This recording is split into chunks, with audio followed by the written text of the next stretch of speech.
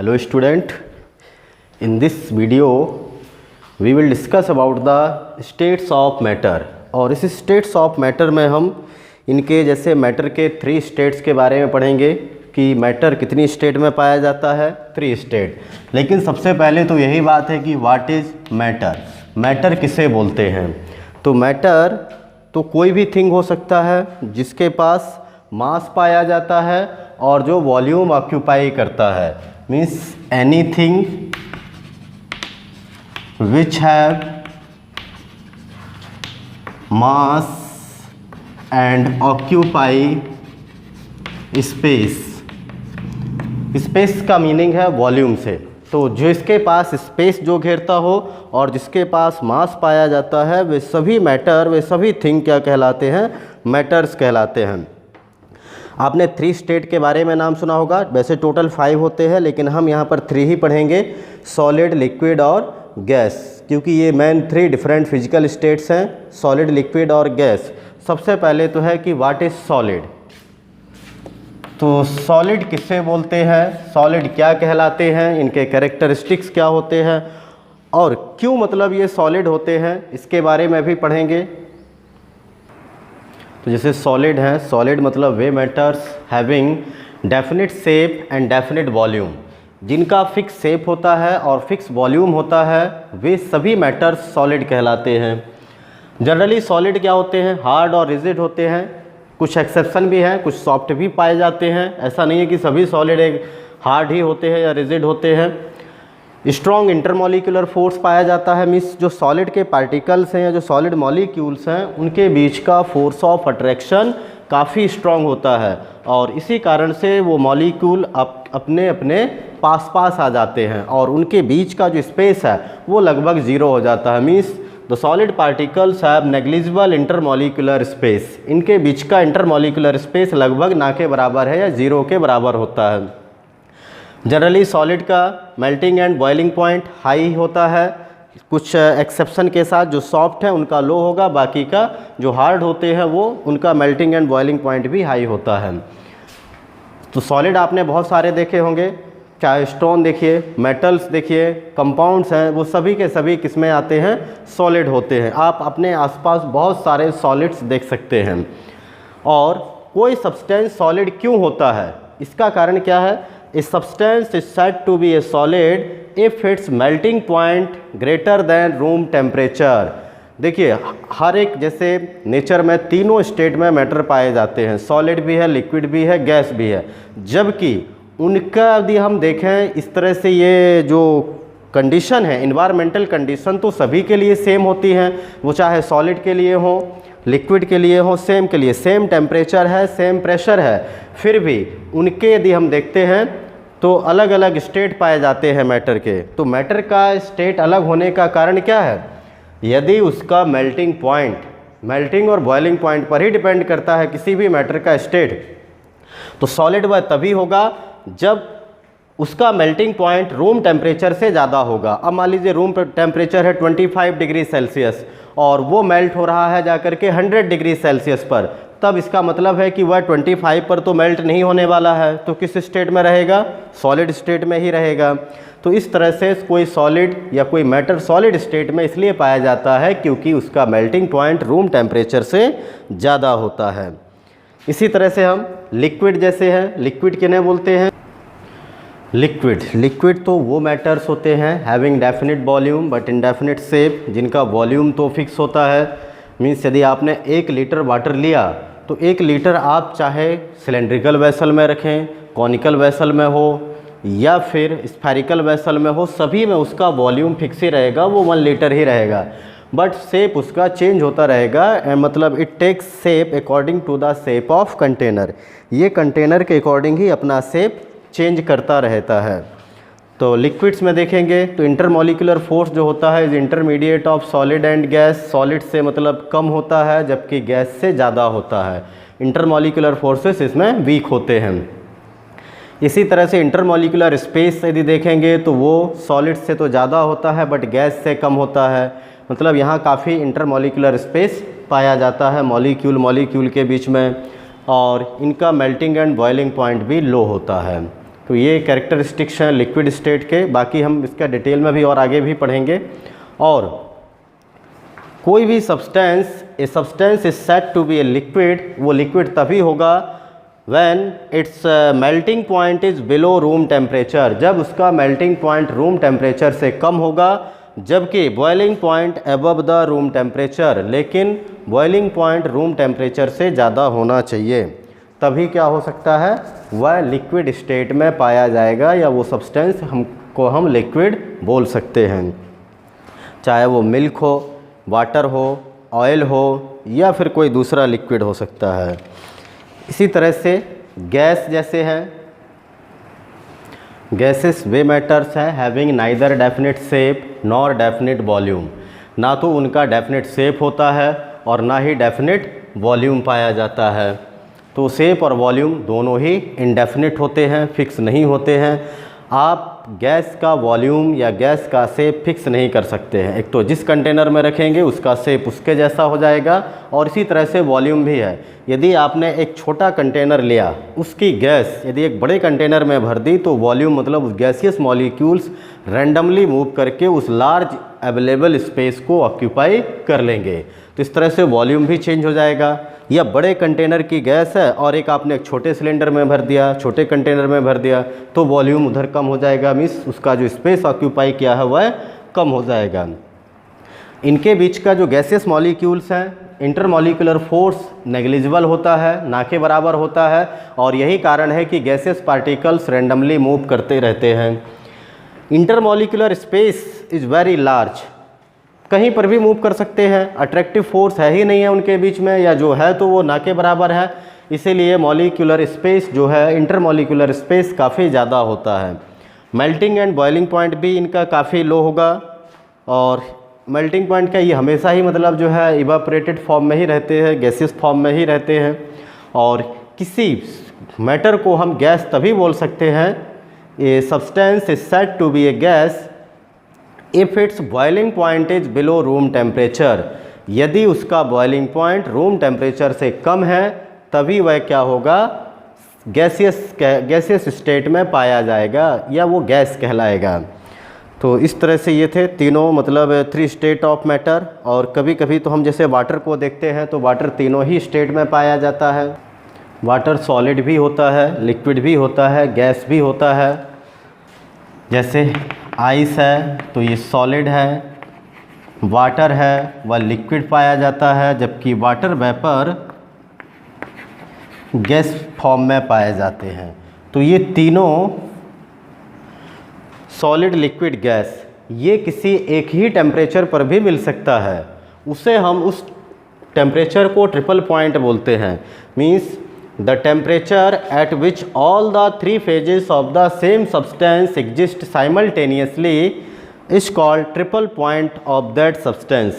मतलब वो टेम्परेचर जहाँ पर एक ही सब्सटेंस 3 अलग अलग स्टेट में पाया जाता है, उसे ट्रिपल पॉइंट बोलते हैं। और यदि हम ट्रिपल पॉइंट ऑफ वाटर देखते हैं, ट्रिपल पॉइंट ऑफ वाटर होता है 0.01 डिग्री सेल्सियस। ये 0.01 डिग्री सेल्सियस एंड 4.58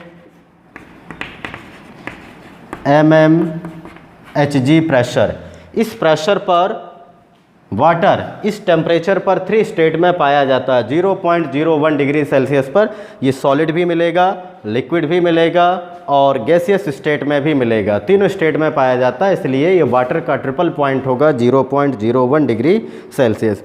इसके अलावा 2 स्टेट अलग और भी होती हैं, जैसे प्लाज्मा और बोस-आइंस्टीन कंडेंसेट। अभी हम सिर्फ इन 3 स्टेट्स के बारे में ही पढ़ेंगे, सॉलिड, लिक्विड और गैस। नेक्स्ट हमारा टॉपिक है इंटरमॉलिक्यूलर फोर्सेस। तो इंटरमॉलिक्यूलर फोर्सेस मतलब the force of attraction and repulsion between interacting particles, जैसे एटम्स और मॉलिक्यूल, उसे हम इंटरमॉलिक्यूलर फोर्सेस बोलते हैं। लेकिन इस इंटरमॉलिक्यूलर फोर्स में आयनिक फोर्स या जो कोवेलेंट फोर्स है, मीन्स आयनिक बॉन्ड या कोवेलेंट बॉन्ड, या जिसको आयनिक बॉन्ड को हम या आयनिक फोर्स को इलेक्ट्रोस्टैटिक फोर्स ऑफ अट्रैक्शन भी बोलते हैं, उसे इसमें इंक्लूड नहीं किया जाता है, वो इंक्लूडेड नहीं होते हैं।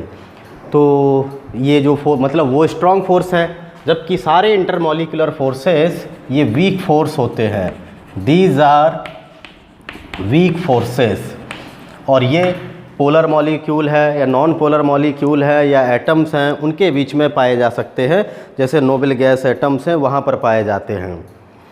तो इस तरह से डिफरेंट तरह के हम, और ये इसके बारे में जो existence of weak attractive intermolecular forces है was first proposed by Dutch scientist Johannes van der वाल।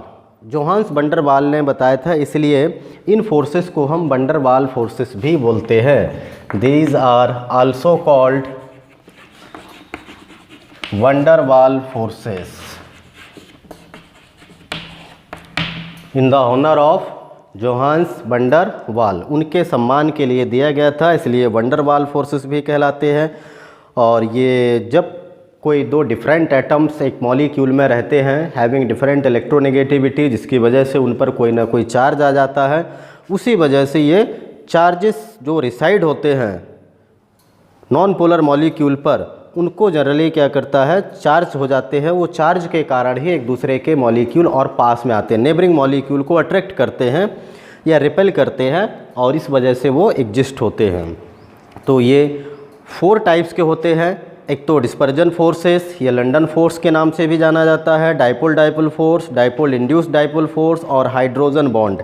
तो ये टोटल 4 हैं, 1 बाय 1 पढ़ेंगे। सबसे पहले है डिस्पर्जन फोर्सेस और London forces. First dispersion force या लंडन फोर्स है, इसको सबसे पहले फ्रिट्ज लंडन के द्वारा, जर्मन फिजिसिस्ट थे, studied by Fritz London, therefore in the honour of Fritz London this also known as London force. And जो डिस्पर्जन फोर्स है, डिस्पर्ज मतलब होता है ऐसे मूव करना, डिस्पर्ज होना, जैसे हम कई बार बोलते हैं कि डिस्पर्ज हो जाइए, मीन्स फैल जाइए इधर उधर। तो ये मॉलिक्यूल जो डिस्पर्जन फोर्स है ये कहाँ पर पाया जाता है, this force exist between non polar atoms, means जैसे नोबल गैसेस हो सकते हैं, हीलियम, नियॉन, आर्गन, क्रिप्टॉन, जो भी हैं नॉन पोलर एटम्स हैं, और मॉलिक्यूल्स भी हो सकते हैं जैसे O2, N2, F2, H2 etc। अब यह है कि जैसे नॉन पोलर एटम है, यहाँ पर तो सिमेट्रिकल डिस्ट्रीब्यूशन होता है इलेक्ट्रॉन्स का, इसलिए इलेक्ट्रॉन क्लाउड्स भी क्या होते हैं, सिमेट्रिकली डिस्ट्रीब्यूटेड पाए जाते हैं।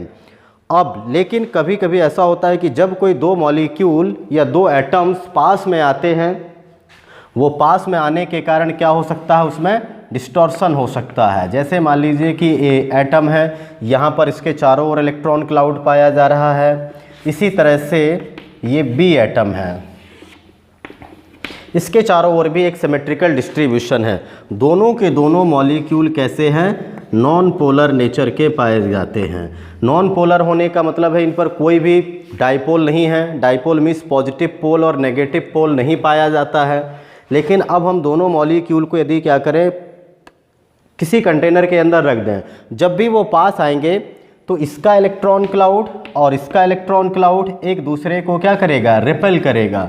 इस रिपल्सन के कारण इनके इलेक्ट्रॉन क्लाउड्स, किसी एक के इलेक्ट्रॉन क्लाउड में क्या हो सकता है, डिस्टॉर्शन आ सकता है, और ये सिमेट्रिकल से किसमें कन्वर्ट हो सकते हैं, अनसिमेट्रिकल इलेक्ट्रॉन, वो इलेक्ट्रॉन्स का डिस्ट्रीब्यूशन हो सकता है। यदि मान लीजिए कि अनसिमेट्रिकल हो गया तो ये क्या हो जाएगा, यहाँ पर मॉलिक्यूल डिस्टॉर्ट हो जाएगा, और किसी एक एंड पर पॉजिटिव चार्ज आ जाएगा जबकि दूसरे पर नेगेटिव चार्ज हो जाएगा।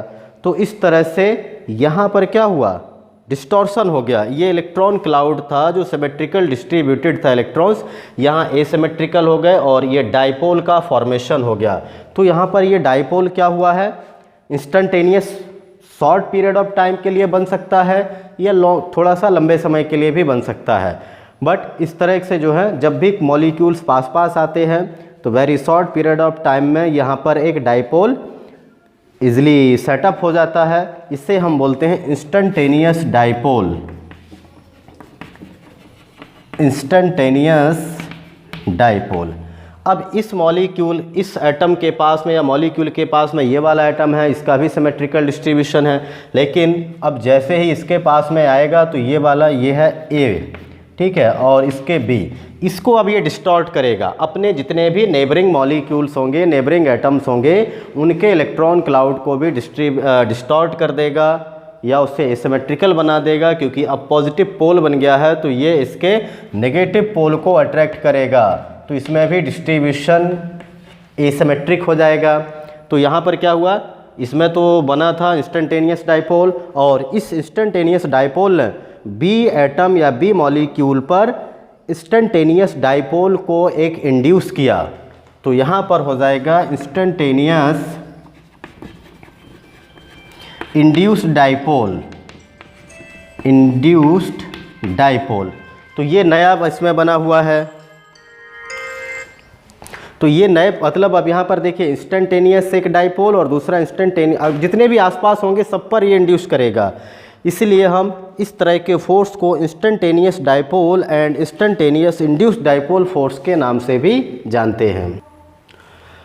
तो dispersion force also called instantaneous dipole and instantaneous induced dipole force, क्योंकि यहाँ पर instantaneously मतलब सडनली अचानक से क्या हुआ, डाइपोल का एक फॉर्मेशन हुआ है और फिर उसने जितने भी अपने नेबरिंग मॉलिक्यूल थे उन पर भी इंस्टेंटेनियसली डाइपोल को इंड्यूस किया है, इसलिए इसको इस तरह से हम नाम देते हैं। ये फोर्स जितने भी मतलब ये इंटरमॉलिक्यूलर फोर्सेस हैं या लंडन फोर्स हैं, उन सब में ही वीक फोर्स, सबसे वीकेस्ट फोर्स है ये। तो डिस्पर्जन फोर्स एक वीकेस्ट फोर्स है अमंग द वंडरवाल फोर्सेस जितने भी हैं।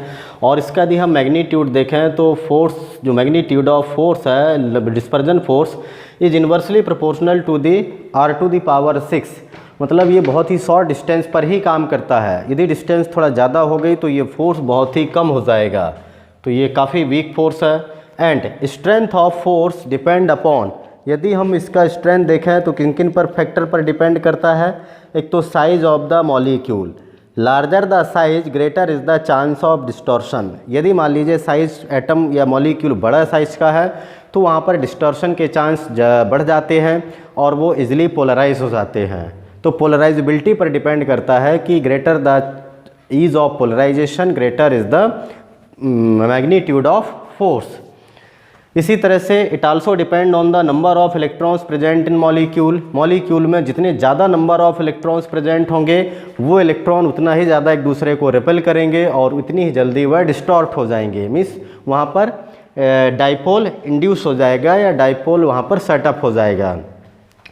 तो नंबर ऑफ इलेक्ट्रॉन बढ़ने से भी स्ट्रेंथ ऑफ फोर्स बढ़ जाता है। मॉलिक्यूलर स्ट्रक्चर, जैसे मॉलिक्यूलर स्ट्रक्चर देखेंगे तो मॉलिक्यूल, जैसे मान लीजिए एक लॉन्ग मॉलिक्यूल है, वो लॉन्ग मॉलिक्यूल का सरफेस एरिया ज़्यादा होता है इसलिए उसका बॉइलिंग पॉइंट ज़्यादा है। लेकिन यदि हम उसमें क्या करें, उस मॉलिक्यूल की ब्रांचिंग बढ़ा दें तो मॉलिक्यूल छोटा हो जाएगा, सरफेस एरिया कम होने से फोर्स जो है वह कम हो जाता है, क्योंकि फोर्स सीधे सीधे मॉलिक्यूलर सरफेस एरिया पर डिपेंड करते हैं। इस तरह के जो डिस्पर्जन फोर्स या वंडरवाल फोर्स हैं depend on surface area, greater the surface area greater is the strength of van der Waals forces. तो मॉलिक्यूलर स्ट्रक्चर, जैसे कभी हम लॉन्ग कार्बन चेन पढ़ते हैं, जब उसको यदि कॉम्पैक्ट कर देते हैं, ब्रांचिंग उसी में बढ़ा देते हैं तो साइज़ घट जाती है, ऐसे केस में उनका बॉइलिंग पॉइंट भी घट जाता है। तो branching of the chain makes the molecule more compact and thereby decreases the surface area, therefore the overall attraction between molecules which depend upon the surface area become less and hence boiling point also decreases with branching। Branching बढ़ाने से boiling point decrease हो जाता है। तो ये था dispersion force जो कि नॉन पोलर मॉलिक्यूल के बीच में पाया जाता है। दूसरा है डाइपोल डाइपोल फोर्स। तो सेकंड है डाइपोल डाइपोल फोर्स या इसको किज्म फोर्स के नाम से भी जानते हैं। किज्म इसलिए जानते हैं because this force was first studied by Keesom in 1912 and this is also known as orientation effect या ओरिएंटेशन, इसको हम फोर्स के नाम से या ओरिएंटेशन इफेक्ट के नाम से भी जानते हैं।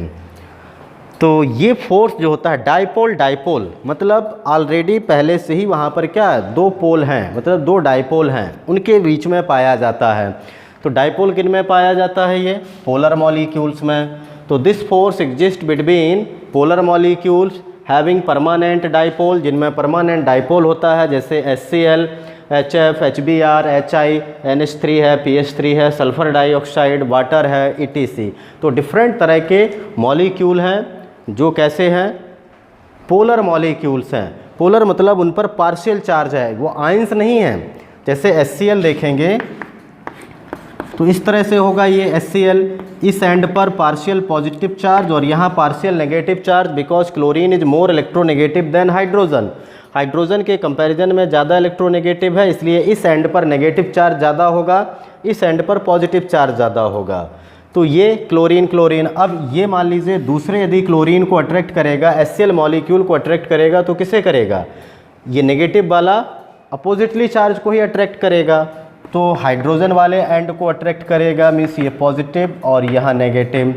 तो इस तरह से ये डेल्टा जो सिंबल है स्मॉल चार्ज को ही रिप्रेजेंट करते हैं। ये जैसे आयनिक फोर्स होता है, जिसमें हम कैटायन और एनायन यूज करते हैं, वो फोर्स नहीं है।